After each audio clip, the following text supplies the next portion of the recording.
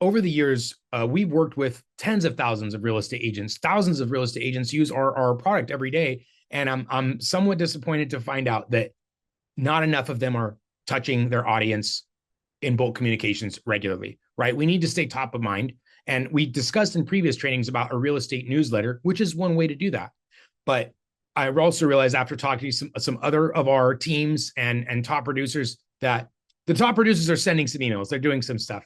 The people that aren't, though, are the ones that need more help. And if you find yourself saying, when's the last time I sent a mass email to my entire database?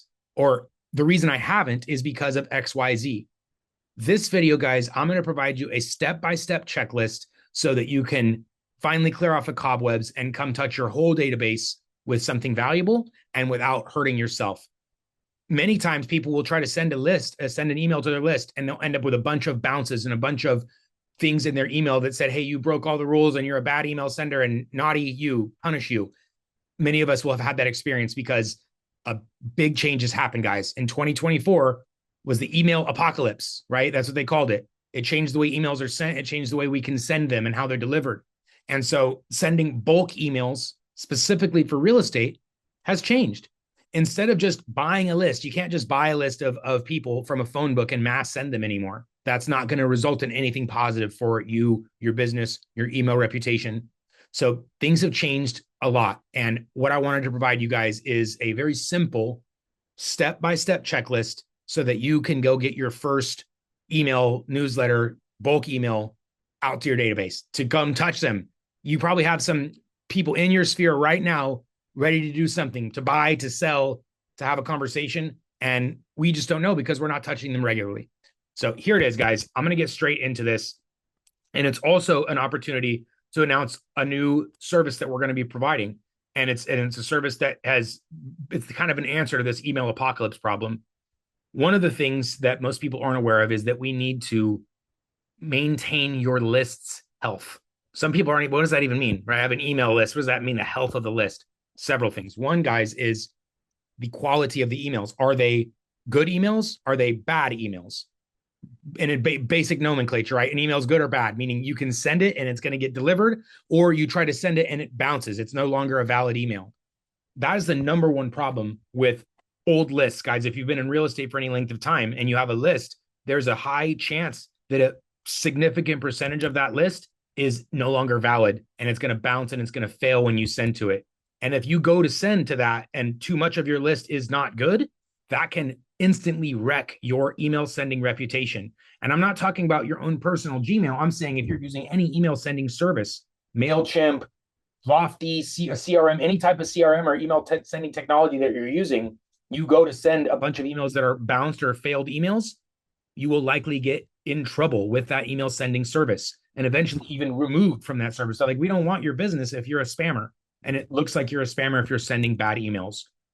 Guys, the number one step, the first step on any bulk email communication is to clean the list, meaning we got to remove all the emails that are no longer deliverable.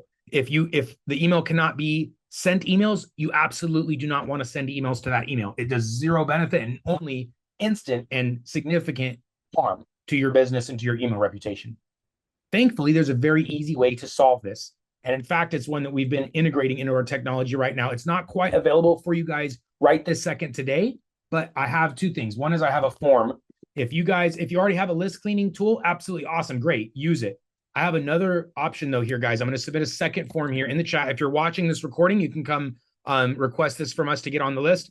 We're about to release this feature that's going to let you guys help clean your list. It's going to be integrated into the Dubb technology in a way that you won't be able to send bad emails from Dubb anymore if you're opted into this. Just really quick, I'll show you how seamless it is.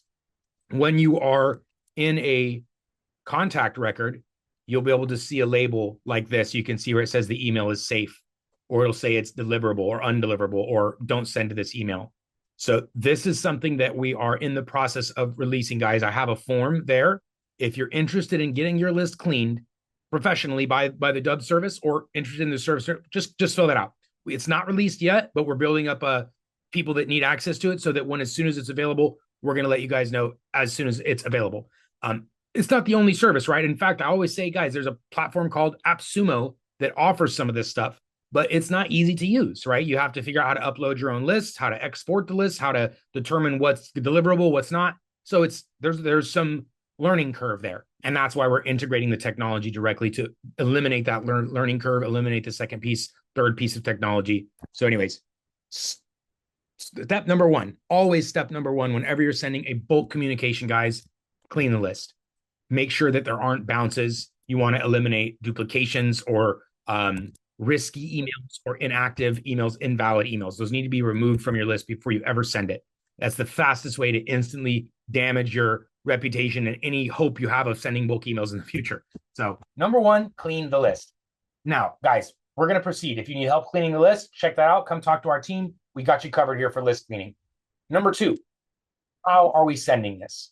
Is it through you want to use your personal Gmail, personal Outlook, a Yahoo? Do you have a service like a MailChimp or maybe a CRM, a Lofty or Follow Up Boss, Wise Agent? This is the next piece of technology, and you should be aware of limits that might exist. For example, your own personal Gmail. You can only send so many emails in a day. If your list is 10,000, you can't send a 10,000 list email through a single Gmail in a day or Outlook, right? They have daily sending limits. Some tools, Dubb, Lofty, Wise Agent, some of these CRMs will often have an option for using a tool called SendGrid. Lofty, Follow Up Boss, Wise Agent, most of these tools, they actually let you use a SendGrid as part of the subscription. The only issue with that is you don't own the SendGrid account, right? It's their account and you're kind of using it, you're renting it, leasing it from them as long as you're paying the subscription to your Lofty or to your CRM. So the alternative to that is to get your own SendGrid, guys. It's not super complicated. And if you have a requirement, which I know a lot of my real estate clients do, a lot of them have a list of 5,000 or 10,000 or more. And if you want to say, hey, Merry Christmas, everybody, Happy Holidays, everybody, you need to be able to send 10,000 emails at a time. If that is a requirement, if your list is that size, I'm going to highly recommend you get a SendGrid account. SendGrid is one of the only services available on the internet today. And that's why all the CRMs use it. That's why they all use SendGrid on the back end, because it's one of the only services that allow you to send bulk emails to kind of cold for marketing purposes. So it's SendGrid. This is it's Twilio's sister, not Griff, sorry, SendGrid. Twilio's sister company. There's a $20 plan that lets you send 50,000 emails per month. So if your list is 10K, you can hit them 5 times in a month. If your list is 20K, you can hit them 2 times in a month, which should be enough. So this is my recommendation, is to actually get your own SendGrid, because the other CRMs, they will actually let you bring your own SendGrid and use it there. They're like, oh, you have your own SendGrid? Sure. Most of the CRMs, though, will not ever let you take their SendGrid and use it somewhere else. So for SendGrid and Twilio, most systems let you port in your own number and emails, but they won't let you take those numbers and use them in other places. The reason I'm saying this is because when you're paying at cost directly to Twilio and SendGrid, it's going to be less expensive than buying it through any other system. There's a convenience fee, a platform fee, or whatever, right? It's always cheaper to pay for it at cost directly through the provider. Not only that, but then you own it. You can take it and do it in 10 different platforms, right? You could take your SendGrid or your Twilio and connect it to anywhere to go high levels or Lofties or CRMs or Dubbs, anything. So that's step number 2, guys, is to select your sender. And it's based on your requirements. Do you have a list of 1,000, 2,000, 10,000? Really quickly, you can use Dubb to send to your entire list with some sort of limitation. The way that Dubb works is if you have a Gmail or an Outlook, you can connect those to Dubb. Then you can use that Gmail or Outlook to send to your list. The limitations on Gmails and Outlooks are 300 per day, 299 actually. So you'll see here in my settings, I will have some Gmails, some Outlooks connected. Those will cap out. They won't send more than 300 per day. But if your list, let's say if your list is 500, 900, 1,000, the way that the campaign feature works on Dubb, which I'm going to provide the rest of the checklist here, you can use a single Gmail to send to a list of 1,000, but it's going to take 3 days or 4 days because it's going to send 300. Then the next day it'll automatically send 300, and the next day automatically again 300. So if you have a list of 10,000, I don't recommend using a Gmail because it's going to take too many days to send an email, right? 300 a day divided by 10,000. So if you have a list of massive list, I'm going to recommend a SendGrid account. Alternatively, if you're already paying for a CRM that already has SendGrid for you, then we would be integrating your video and your communication into that account, right? If it's a MailChimp, if it's a CRM, whatever. So just trying to cover all the bases here, guys. Selecting your senders number 2, and it's based on your requirements. If you have a big list, I'm going to recommend SendGrid. If you already have a CRM that is already renting you a SendGrid, great, problem solved. And if you're on a budget and you're like, all I got is my Gmail, then you'll know you can use it, but you don't want to use it for something like time sensitive. You can't send 10,000 happy birthdays or Merry Christmas through a Gmail in one day. So that is okay. A question that BrandJet, whatever email provider you guys have, as long as it has SMTP credentials, we can connect it. Most senders like Gmails and Outlooks, they all have a lower sending limit. Mailgun, MailJet, BrandJet, haven't heard of. Certain email providers will have higher sending limits. You'll actually have to ask them, because if it's not one that's like Gmail and Outlook, they're the biggest ones, right? SendGrid also a really, really big provider. If it's a different provider like Mailgun or what the Mandrill app, I think they got purchased by MailChimp or something, they'll each have their own daily different sending limits. So you'll want to make sure whatever your email provider is, you're aware of those limits and that they're meeting your requirements for your list. So step number 1, clean the list. And guys, I can tell you this, if you use a list cleaning service like Dubb's or another, you'll probably end up reducing a significant percentage of that list. It's going to take away all the bad emails, and you don't want to send to those anyway. So don't feel bad if you cut some of the list off, because they weren't good to send to anyways. Okay. Number 1, clean the list. Number 2, select your platforms. Dubb, of course, can do all the things. It can clean the list. It can do the sending. Just depends on your requirements. It's either SendGrid or Gmail and Outlook for smaller volume. Number 3, guys, checking your domain, your deliverability health. When I said choose your sending platform, what did you decide? Was it your own CRM SendGrid? Was it your Gmail? Was it your own SendGrid? Was it something else? BrandJet? What was the email sending service? There's several things that we need to do to make sure we're getting good deliverability. Some of our competitors and some other technologies they offer a sender, right? Like, look, we have a sender. You can use our sender. But the problem is that sender is on a shared IP pool, IP address, right? And so there's other bad actors sending spam, and you're now pooled in with them. And you're not even aware of that because it's not your own sender. So this is why I'm saying you absolutely need to be aware of what your sender is. We chose that in step 2. It's the CRM, it's MailChimp, it's Dubb, it's Gmail, whatever the sender is. Now we need to make sure that we're aware of the reputation, aware of its health. For example, if you have your own domain, realtorlastname.com, that's your domain, right? Does it have the appropriate records set up? DMARC, SPF, DKIM? Are you on blacklists? And guys, I can't include it in this training because it would be its own 20-minute training. I have multiple sessions we've done. Follow-up email deliverability guide is the first one for the founder coaching. The second, these are also on YouTube as well. They're on our showcases. So multiple places, guys. The showcases are a little bit easier to find because it's all in one place. YouTube, there's quite a bit of training, so you'll have to search for them. But on this showcase, you will find these lessons, right? Email deliverability guidelines, that's up here. And then the other one is the follow-ups to that, right? Email deliverability guidelines follow-up, and then part 2. In those trainings, guys, I talk about 2 extremely important things. Making sure you're not on any blacklists. Do you even know? Do you know how to check if you're on any blacklists? It's simple, right? It's not hard. And I will put the link to this guy as well in the chat right now. If anyone's here and you don't know if your emails are going to spam, this is how you will be able to tell right away. This article, I'm going to put in the chat. And anyone watching, you can see the URL, hopefully. It has 2 tests at the bottom here.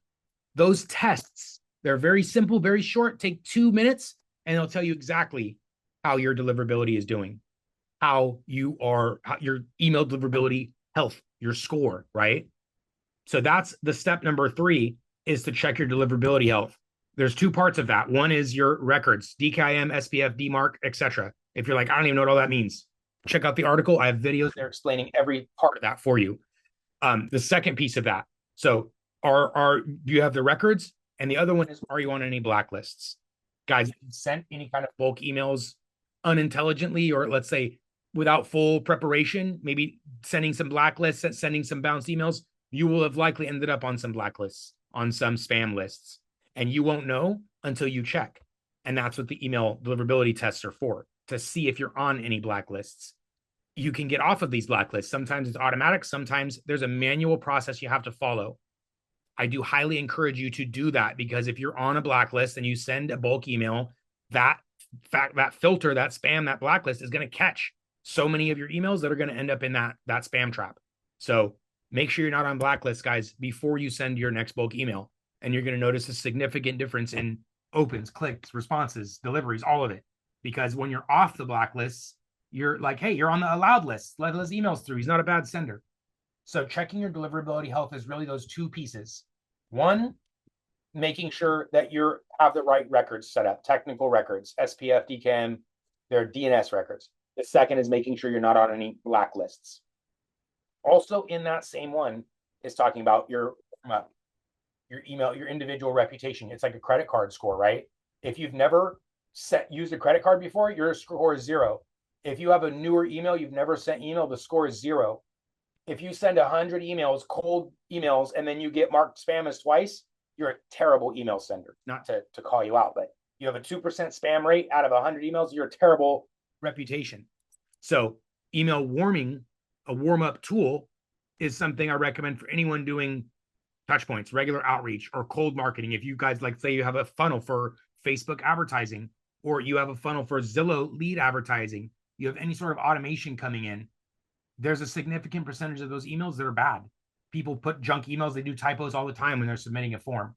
And then all of a sudden you have a lead hit your database that has a bad email, something's wrong with the phone number, whatever. And now we're hurting ourselves again by sending emails to bad emails.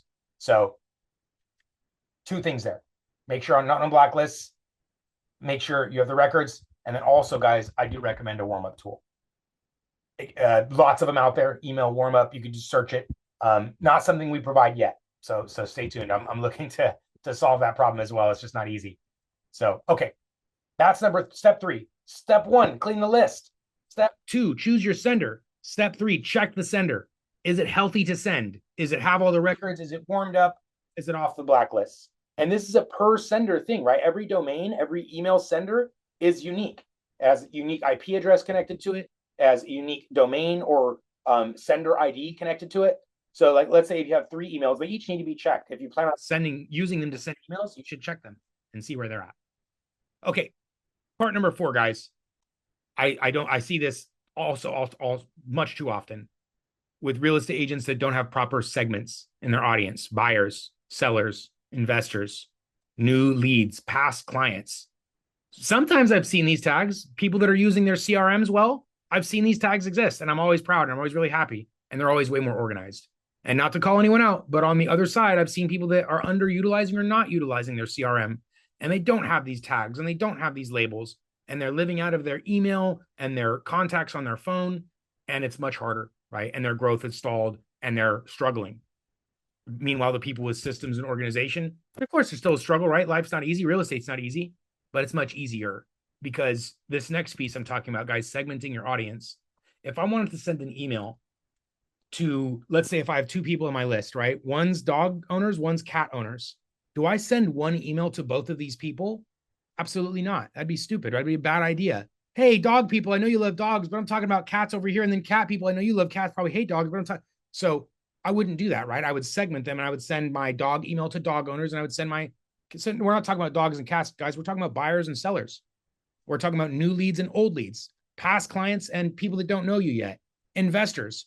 They all have very different personas and interests and what they want to know about, what's relevant for them, right? The sellers don't care about your buyer information. The sellers don't care about that you did something with these buyers. And the buyers, conversely, they probably don't care that you're an amazing seller agent. They want to know that you're an amazing buyer's agent, that you work with buyers.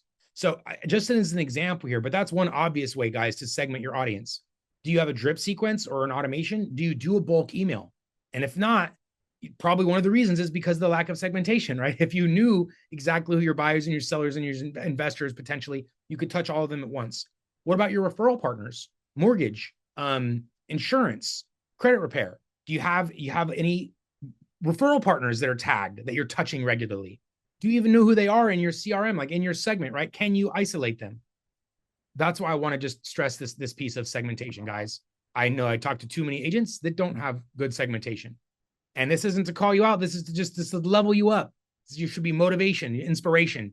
It's all right. Well, it's the, you know what? I don't have the proper segmentation. Let me go through my list right now and try to do some of this. AI can help, right? It can do something. It can't always tell you exactly who's a buyer or a seller. Maybe you don't even remember because you didn't add the tags the first time. Anyway, my point of this next piece, when you're going to send a bulk email, I wouldn't send the same email to dogs and cat owners. I would segment them, meaning one email is going for buyers, one email is going for sellers.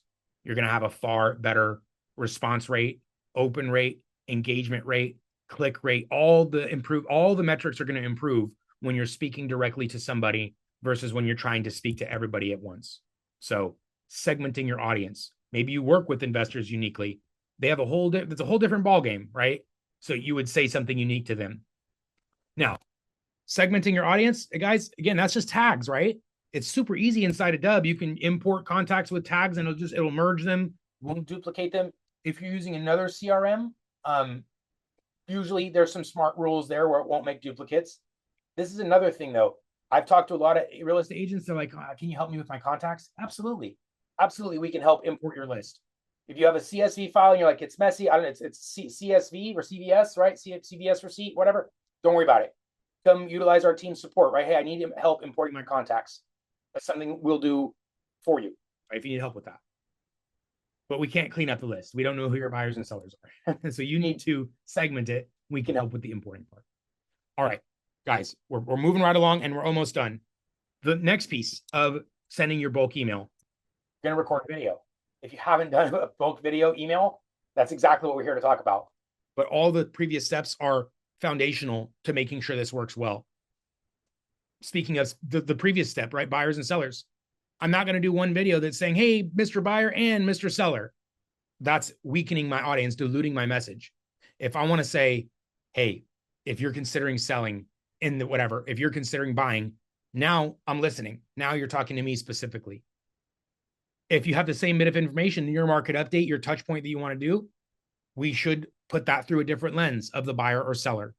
It's copying and pasting, right? The content, the subject, but changing it for buyers and sellers, making it unique. If you want more engagement, you want more replies, more customers, more clients, more meetings, more whatever. That's what I'm going to recommend to do is segment your messaging when you're speaking to somebody specifically. The conversion rate is always significantly higher. They call it, there's many euphemisms and expressions for that. Boiling the ocean, right? Can't do it. Can't talk to everyone at once. So make it specific. All right. The video itself, right? Always have a CTA, always have a clear hook. So much inundation, so many things distracting us today, guys. Every video needs a hook. This is not really necessarily about bulk email checklist, just FYI, right? If you're putting a video anywhere, it needs a hook. You can't start with something boring anymore, guys. Add a hook to every single video. Also, and with a super clear call to action. I go ahead and text me right now. That's a very clear call to action. Text me now, and we'll get you taken care of. We'll help list your home. We'll help evaluate your home, whatever, for sellers, buyers, etc.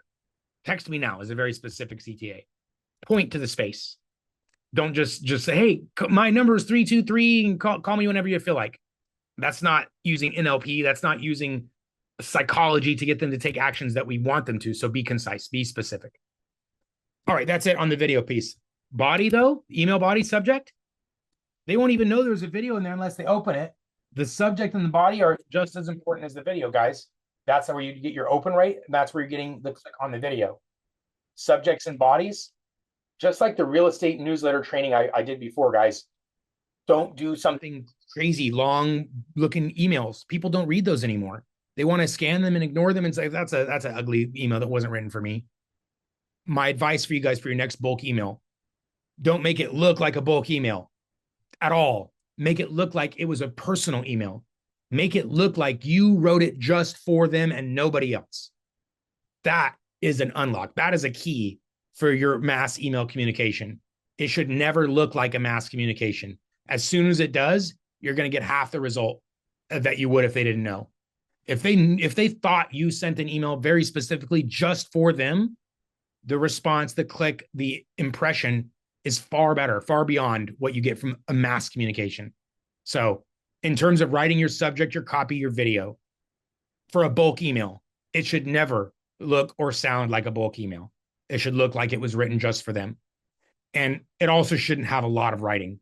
Guys, people are so inundated with so much text these days from because AI is really good at writing text, right? It's really good at generating a bunch of copy.